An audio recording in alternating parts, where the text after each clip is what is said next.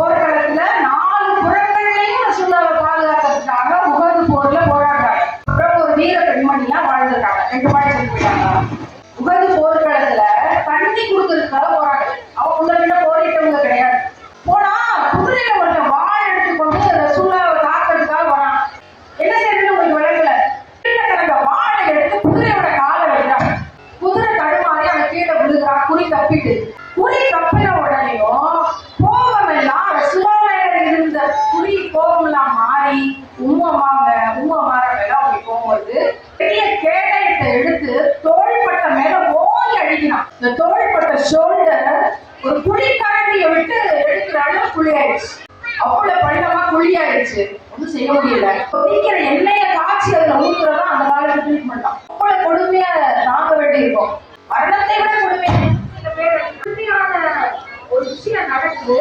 ரசூலுல்லாஹ் அங்கேயே துவா செய்றாங்க. மறுமையில இவங்க எங்களோட இருப்பாங்க அப்படி சொல்லி கேட்கிறாங்க. உம்மமார் அவர்கள் ரசூலுல்லாஹ் துவா செய்றாங்க. இனிமே என்ன இந்த உயிர் இருக்கு இந்த உலகத்துல, இனிமே இந்த உலகத்துல எனக்கு என்ன வேணும்? இதே போர்க்காலத்துல நான் மரணிக்கிறேன்ட்டு கணவர், பிள்ளைகள், மனைவின்னு எல்லாரும் சேர்ந்து ரசூலுல்லாஹ்வுக்காக போராடுறாங்க.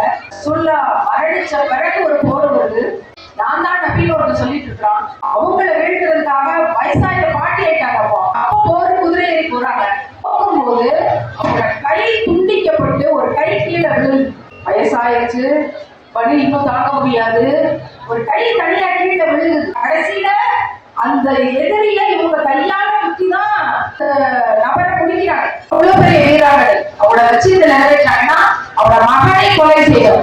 துண்டாக்கி வைராக்கியம் வச்சு என் மகனை கொண்டவன நான் தான் கொள்ளுவேன் அப்படின்னு அந்த போர்ல தன்னோட கை தனியா கீழே விழுந்து சகிதாகிறாங்க. அதை எழுதி கொண்டு வர எழுத்தாளர் இப்படி எழுதி முடிக்கிறாரு.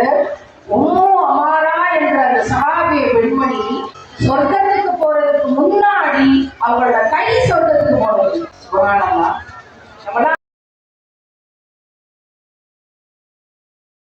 சிறப்பா இன்னும் நிறைய அவங்களாம் இந்த பணிகளை செய்யட்டும். அல்ஹம்துலில்லாஹ். பள்ளிவாசல்ல ரொம்ப வரக்கத்தா மழையின் சத்தத்தோட இந்த கூட்டம் கடந்தது ஒரு பெரிய பாக்கியமா நாங்க நம்புறோம். அதை இறைவன் ஆமீனாக்கி தரட்டும். சொர்க்கத்தில் நுழைபவர்களாக இறைவன் நம்மை ஆக்கி தருவானாங்க. அஸ்ஸலாமு அலைக்கும் வரஹ்மத்துல்லாஹி வபரகாத்துஹு.